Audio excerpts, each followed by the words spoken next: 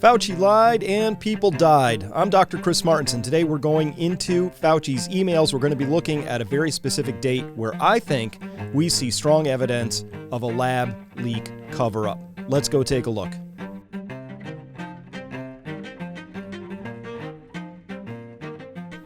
All right, welcome everybody. It's June 4th, 2021. We're going to look at the emails here. Remember, you show me the incentive, I will show you the outcome. I believe there were strong incentives to cover up a lab leak by a number of players. And it starts here on January 31st through February 1st. Those are the 2 days in question, January 31st. This is 2020. Remember, Wall Street Journal, New York Times, Washington Post are all denigrating the coronavirus as the flu. It's just the flu, bro. Remember all of that? Well, it wasn't the flu, and of course it was huge concern inside the appropriate bodies, as you would expect. Of course, Anthony Fauci deeply concerned, but it begins here with an email from a Kristian G. Anderson here, sent Friday, January 31st at 10:32 p.m. So this is Friday evening, and it's hi Tony. So they're on a first name basis here, of course. I don't know how Kristian knows Tony that well, but I'm sure there's a story there. And he's responding to something that Tony had sent him saying, he says, thanks for sharing. Yeah, I saw this earlier today. Both Eddie and myself, I'll tell you who Eddie is in just a minute, are actually quoted in it. It's a great article. So they're looking at this article that was written about the putative origin of where did this virus come from. The highlighted yellow parts are what I want to draw your attention to. You've probably already seen this elsewhere if you've been following the email story, but Kristian wrote, the unusual features of the virus, that's the coronavirus SARS CoV-2, make up a really small part of the genome, just less than 0.1%. So one has to look really closely at all the sequences to see that some of the features potentially look engineered. Continuing, he says, Eddie, Bob, Mike, and myself all find the genome inconsistent with expectations from evolutionary theory. So this is early on saying, hey, some stuff looks really weird. That less than 0.1%, I know which that refers to. That's that PRRA, polybasic furin, inserted cleavage site in there. That's the thing that makes this thing really sing as a virus and enables it to really attack the cells. So even though they say, oh, it's just less than 0.1%, that's irrelevant. All you would need is just those 12 nucleotides or those 4 amino acids to be inserted in, and you've got an engineered virus at that point. So that's what's being said Friday night, 10:32. So let's carry on with this story just a little further. By the way, this is Kristian Anderson right here, very prolific on Twitter, and we'll show you some more of his writings there on Twitter in just a bit. But here's the smoking gun. This comes from Fauci himself Saturday. Look at the time there, 12:29. That's in the morning. So this is I consider this 12:29 at night, if you will, on Friday night. So 10:32, he gets that email from Kristian Anderson. Next thing you know, he's going to a Hugh Auchincloss there. Auchincloss, I guess. Hugh, it is essential that we speak this morning. Keep your cell phone on. He continues, read this paper as well as the email that I will forward to you now. You will have tasks today that must be done. The paper, Baric, She et al., Nature Medicine, SARS Gain of Function PDF. So this has been, I saw on Tucker Carlson, he talked about this paper. I'm pretty sure I found that paper, so I want to cover that with you. I'm pretty sure that this paper, before we go there, Hugh Auchincloss, who is this guy?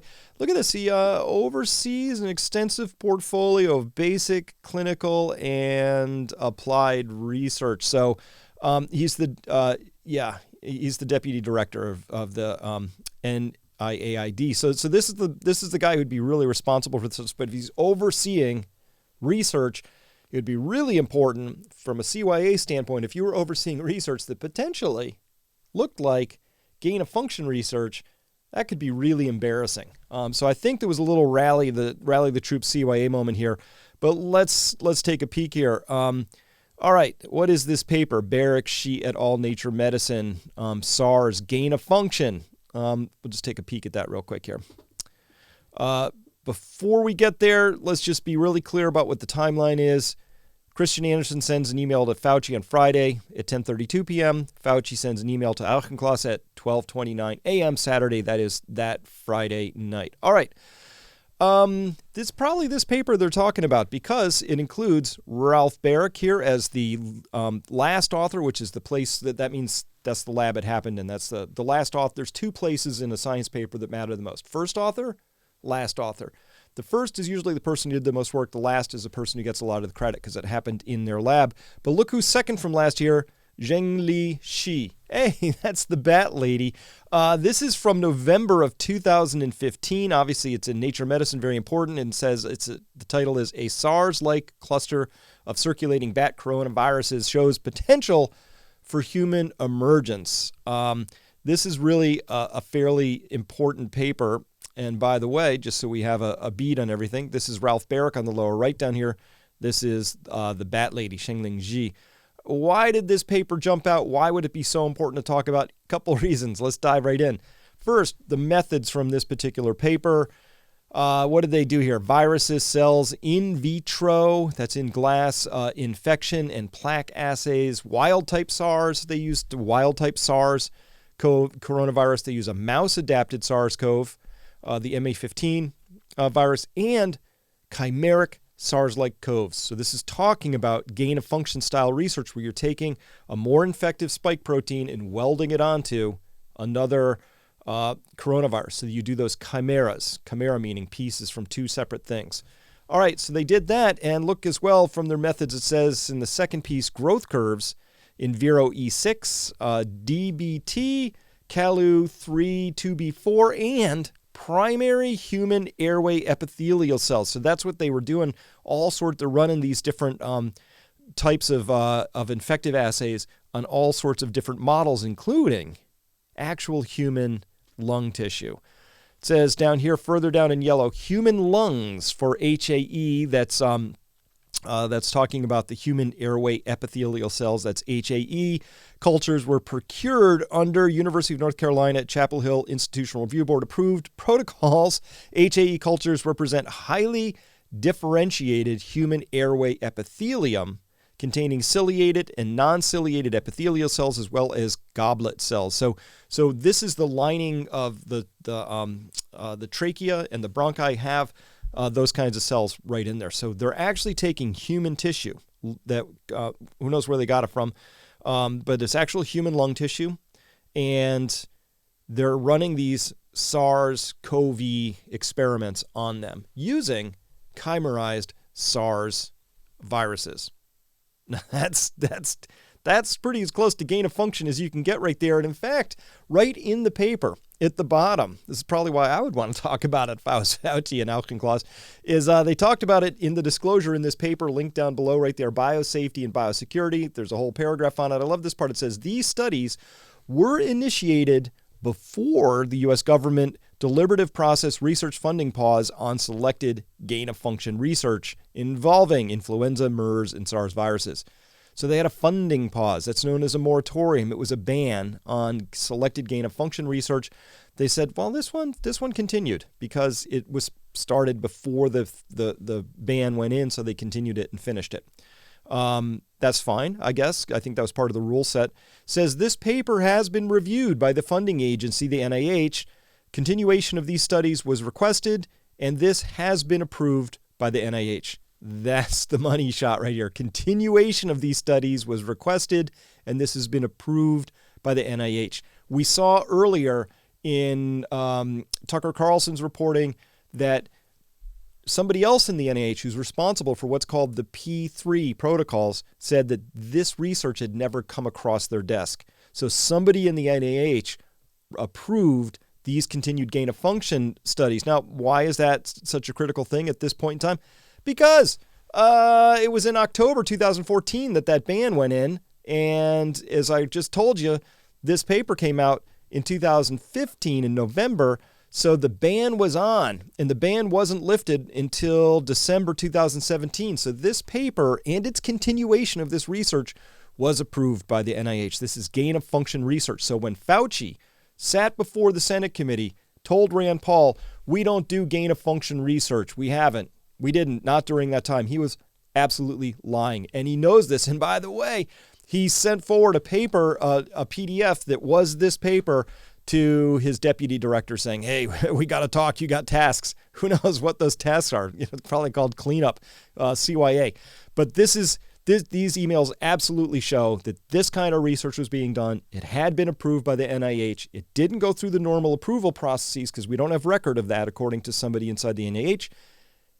And Fauci knew about all this. And so did Alkenkloss. So the two of them together. By the way, just so you understand what the 3P framework is, it says here, development of review mechanisms for potential pandemic pathogen, PPP, 3P, care and oversight. That's the P3CO. That's the framework for, spells out how pandemic potential pathogens should be regulated, funded, stored, and researched so as to minimize threats to the public health and safety. That is, how do we experiment on these wildly dangerous things that like to escape? So they don't escape, cause a worldwide pandemic, kill a few million people, totally trash the world economy.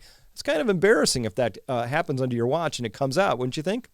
So again, you show me, do you think in your mind, can you imagine, is there an incentive if you were in any way feeling potentially that you might have been responsible obliquely for this thing, that you might, I don't know, have an incentive to want to cover that up or not investigate it too carefully or misdirect the investigation? This is where the story gets fascinating. All right. A hasty meeting is called. Let's look here. This is Saturday, February 1st. So this is actually from a man named Jeremy Farrar. Now, who's Jeremy Farrar and why is he emailing all these people? Look who's on the email list that he's talking to here. He sent this to Fauci, sent it to Patrick Valence, who's a very high-level government official inside the NIH there. You got this guy from a high-level German ministry over here. You've got Marion Koopmans there, who is senior scientific advisor at the WHO and also head of a Dutch virology center, which is the same place as RAM Fleischer there, same thing. All these people are pretty interesting high-level people, but Jeremy Farrar, he's a director of the Wellcome Trust. This isn't a government agency. Theoretically, this is the Wellcome Trust. Wellcome was a very wealthy pharmaceutical executive once upon a time, and donated a lot of money, left, I don't know, $20-30 billion into a trust, and that trust goes out and does things that all sound very interesting and holistic. But in fact, you'd have to ask how this trust is so powerful that you have Jeremy Farrar, who's the director of it, suddenly calling a meeting and being in on these meetings that were triggered by this whole gain of function fiasco. Why would a noble nonprofit sort of trust like this that cares so much about world and human health suddenly be on the inside of this particular meeting set right here? And so this is the teleconference. It's about the teleconference. So, yeah, Kristian and Eddie have shared this, and we'll talk through all this on the con call. Okay, thank you. All right, let's carry on with this just a little bit more because this gets even more fascinating. Who else is on this call? So Patrick Valence here. Got him wrong in the earlier part. Yeah, that's right. He's president of R&D of GlaxoSmithKline, and he was to become a UK government's chief scientific advisor. So Patrick Valence is actually a UK government advisor in this story.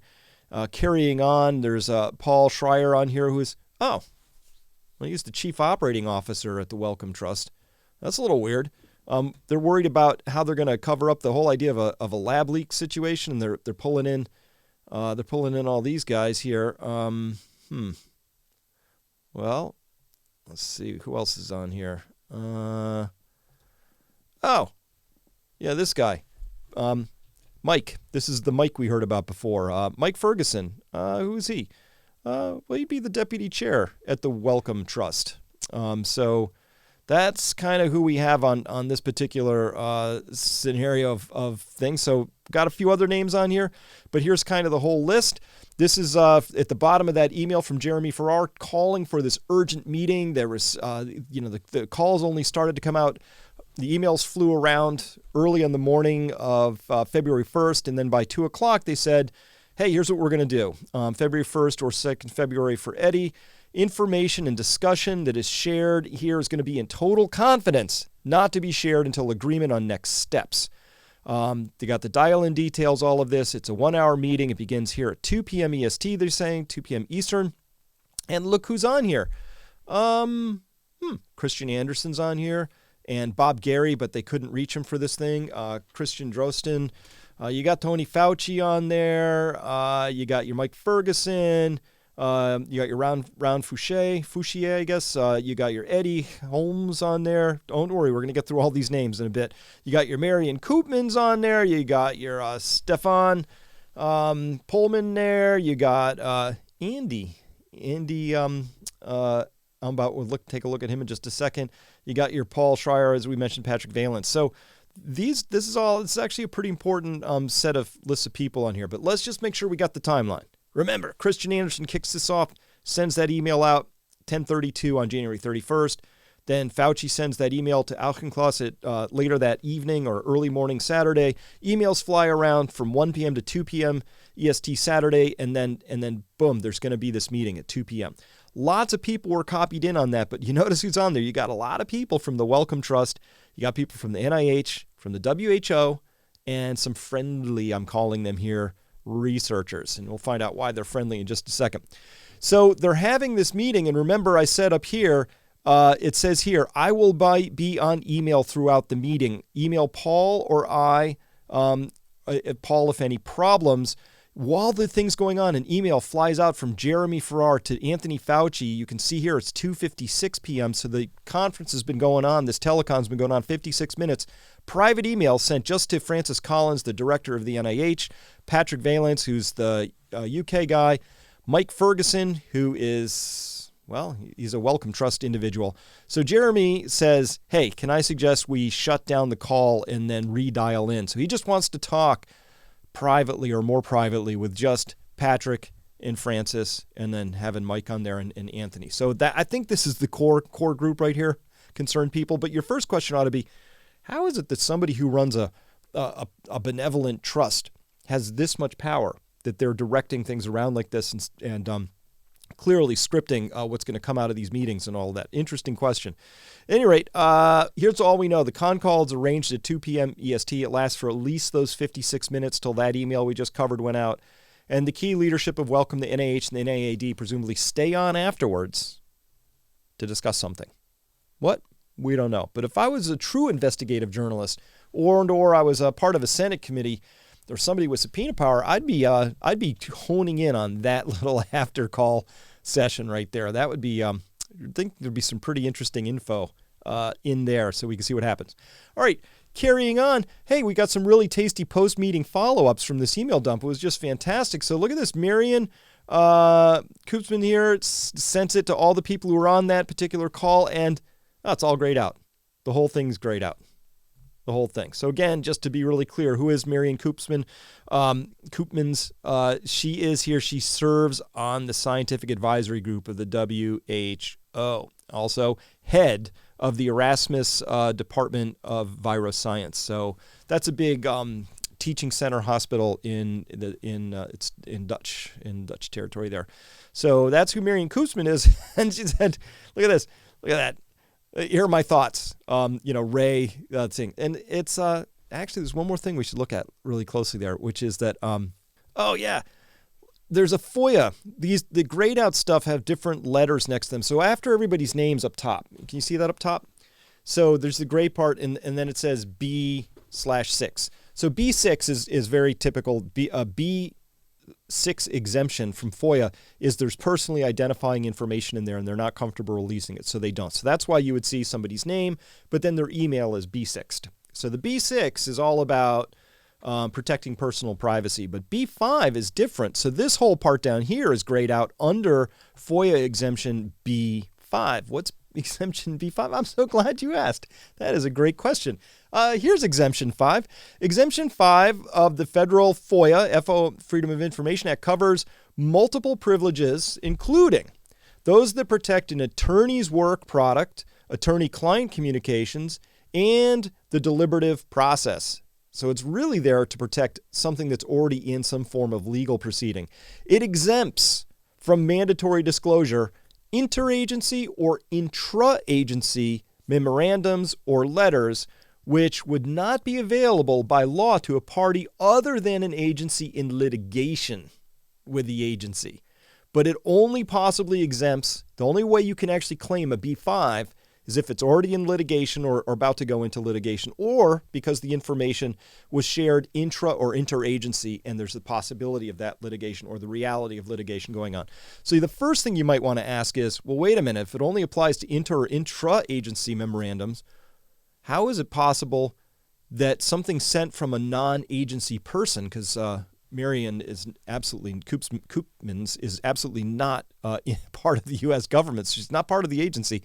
How did this whole reflection from her time at the meeting gather a FOIA B5 exemption? Again, if I was one of those investigative journalists and/or I was on a subpoena thing, I'd be saying I'd dispute that B5 right there. I don't think this deserves a B5, but I'm no FOIA expert. But I will say, it doesn't really make sense to me that it would apply that way.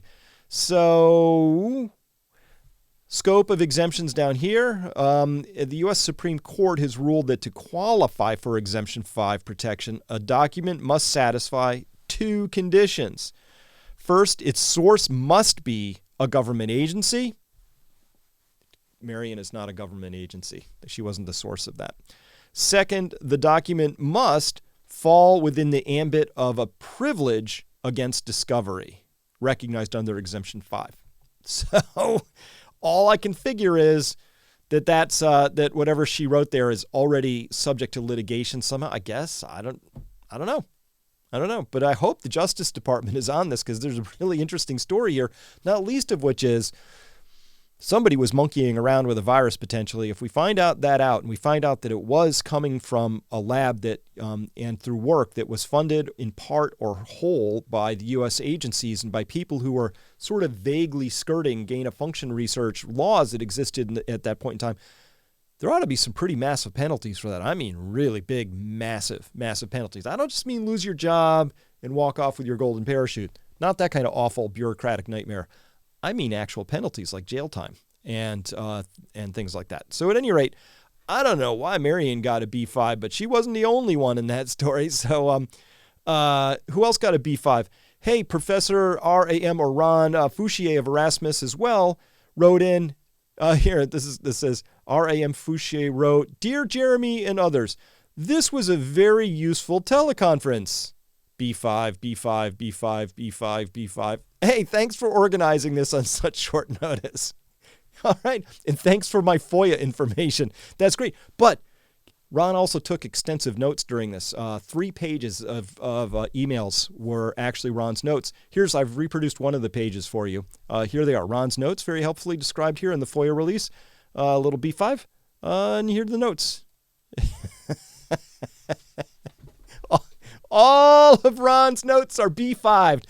I would remind the FOIA people inside the NIAID or whoever was satisfying this particular email dump that Ron's not part of a U.S. government agency. And as a quick reminder, again, I'm no FOIA expert, but I can read plain language. Remember, the U.S. Supreme Court has ruled that you have to satisfy 2 conditions to get that Category 5 exemption. First, the source must be a government agency. It's not real clear to me that Ron, a professor at Erasmus MC, is a government agency, but I could be wrong about that. I'm wrong about these government things all the time. So there is that. Okay, so continuing on, let's see, what else we got? Well, Jeremy Farrar, who's not a government agency, who is the director of the Wellcome Trust, responded and said, "Thanks, Ron." B5, he was responding to Ron's notes. Thoughts on this are welcome. I think they're just taunting us. This is a taunt right here. That's just somebody taunting us. Like, nah, you can't see that. But by the way, the B5 exemption is used more on the emails around this 2-day period I'm isolating here. January 29th, February 1st, and February 2nd. There was another couple emails coming in. And that's where this one came in on February 2nd. There's a lot of B5 action going on. And this is some very heavily redacted series of emails here. Okay. Mr. Farrar came out with some key actions. So this is Sunday on February 2nd. Again, all the usual cast of characters up on here. Just one extra, Josie Golding, also works at Wellcome, is an author at Wellcome. So they brought an author, and he says, "Oh, this is a very complex issue. I will B5, B5, B5, B5." So there are the key action items from Mr. Farrar. He will. We don't know what. And carrying on, Jeremy Farrar wrote in here. This is on Saturday, the 1st of February.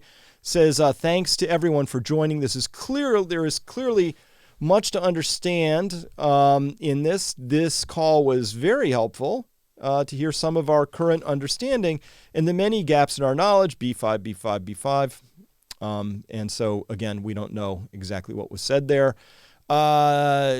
Yeah, here's some thoughts from others. Dissent from Jeremy Farrar. This just went to Francis Collins, Fauci, and Lawrence Tabak here. So this just went from Jeremy Farrar, chairman of the Wellcome Trust, private thing, again, not government agency, to various heads of very big departments. And, of course, this is all B5'd as well. So we don't have any insight into that. And continuing on Sunday on the 2nd, from Francis Collins, director of the NIH, said, "Hey, Jeremy, thanks for forwarding these additional reflections from Mike and Bob, all redacted, so we don't know what those reflections might be. But despite all of that, we just don't have a lot of insight. We know it was important enough that it all got redacted. But concerns were mounting anyway." This is from Jeremy Farrar. This went out to Anthony Fauci, Francis Collins, and again, copying in Lawrence Tabalt here, says Tedros, that would be the director of the WHO, and Bernhard have apparently gone into conclave. They need to decide today. We don't know what, in my view. If they do prevaricate, I would appreciate a call with you later tonight or tomorrow to think how we might go forward. Meanwhile, a zero hedge. He dropped in a zero hedge link, which we can read in the title. Coronavirus contains HIV insertion, stoking fears over artificially created bioweapons. So they're clearly worried about this narrative getting away from them at this point in time. And what's that narrative? Well, the narrative is the idea around where this thing actually came from. And, whether it was it a bioweapon? Who knows? But they just wanted to get on top of it. It's pretty clear that that's what happened there. All right, so where am I here? Let me see. Went to that. Yeah. By the way, they got all these B5 exemptions again. I just need to continue to point out that Jeremy should not be granted a B5 exemption. It's just he's not part of the U.S. government. So to have all of these B5 exemptions just doesn't really make sense. All right. So it's kind of interesting. There was this big article that came out. It was called The Proximal Origin of SARS CoV-2. It was used as the main thing, is still used as the main thing that debunks completely the idea of a lab leak. It conclusively showed, according to a lot of people, the non-lab origin or the natural origin of this thing. It did nothing of the sort. And by the way, but I got to get the timing on this. By the way, remember, this is the list of people over here. That's that down there. That's the list of people who were on that original emergency phone call and teleconference, and that included Kristian Andersen, Bob Jerry, and Gary, and Eddie Holmes, and Andrew Rambo. So Rambo, I don't know how to pronounce that. But who are the authors on this proximal origin of SARS-CoV-2 that debunked the lab origin? Kristian Andersen, Andrew Rambo, Eddie Holmes, and Robert Gary. What are the odds? What are the odds that the four guys who were in on that first phone call were the same ones who wrote? Oh, and look at this. They did it by the 9th of February. It was already loaded as a preprint. That means they went from that meeting on that Saturday to just 7 days total elapsed time.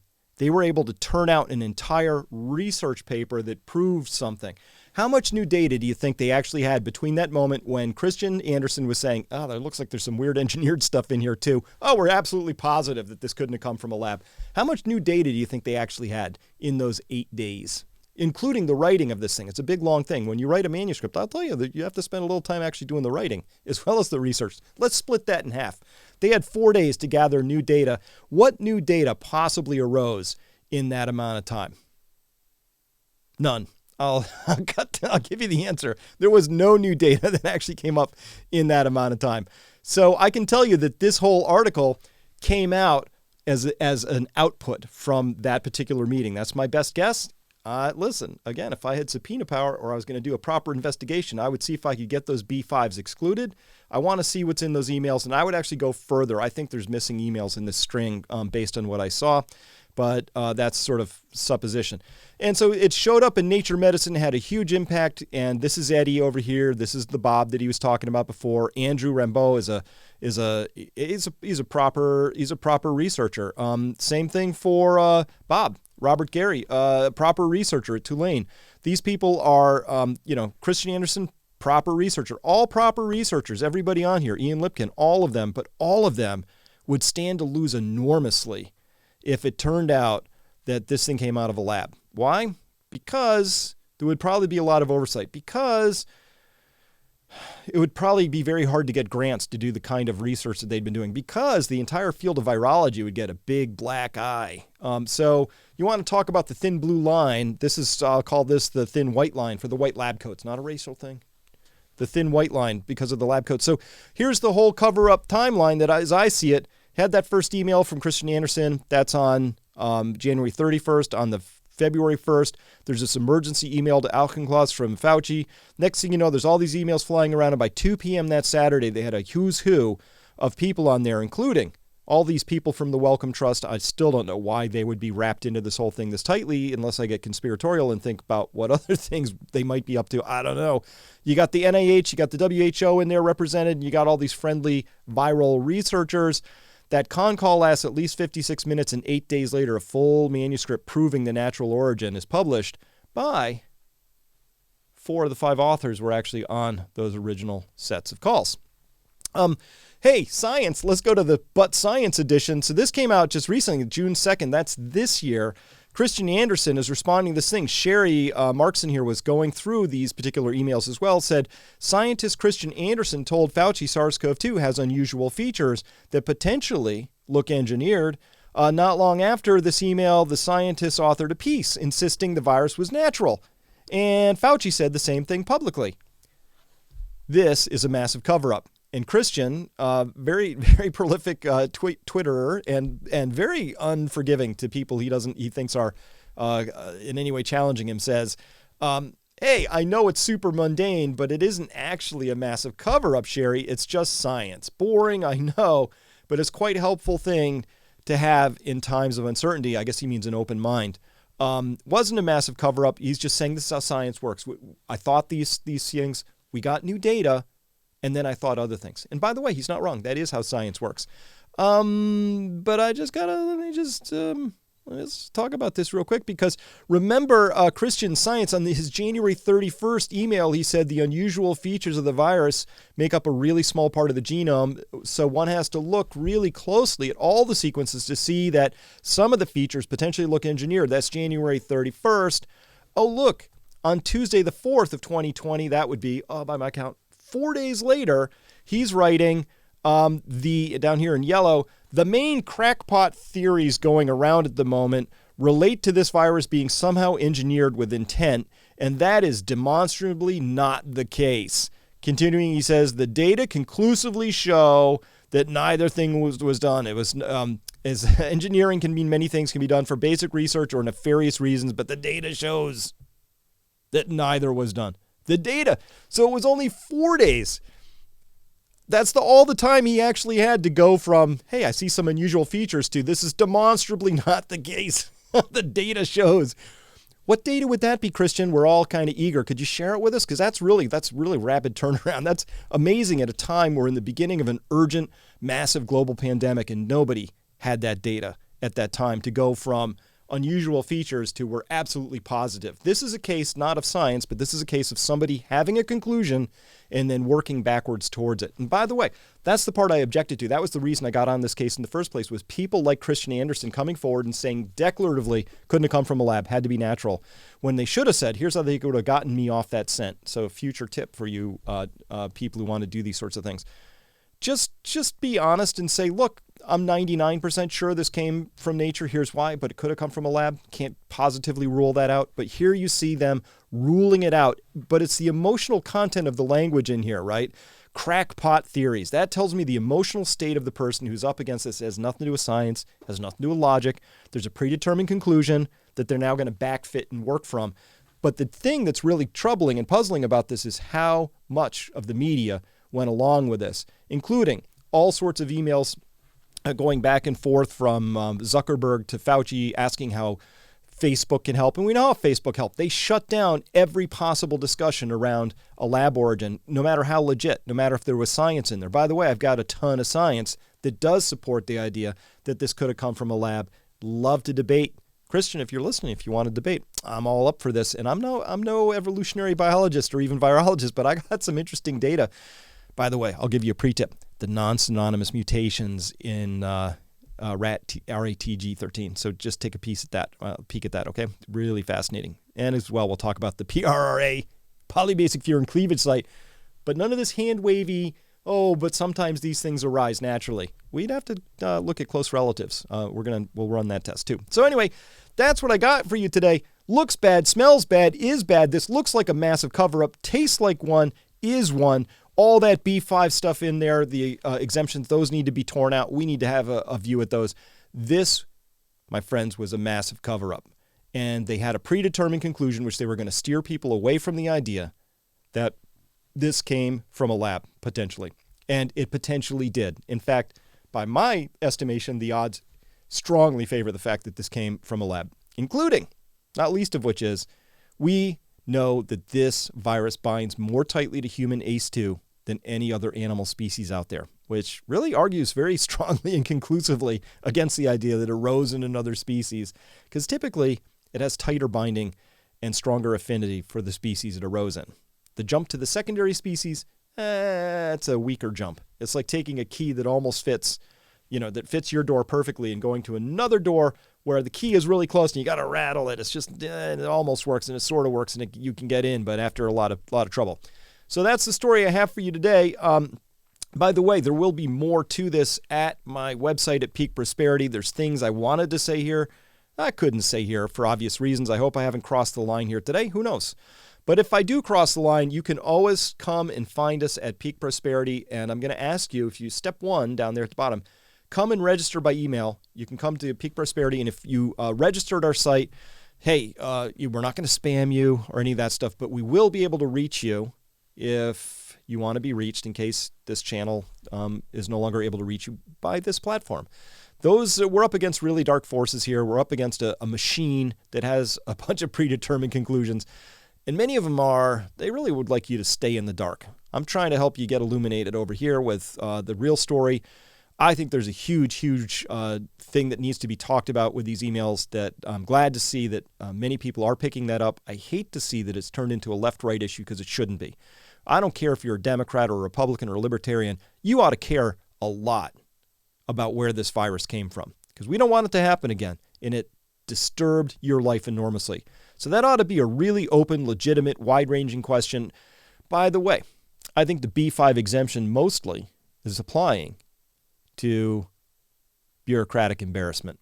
It has nothing to do with national security. There are no larger issues here. These are some bureaucrats who did some things they probably shouldn't have. They overplayed their hand. Things got away from them, and now they really rather not be embarrassed.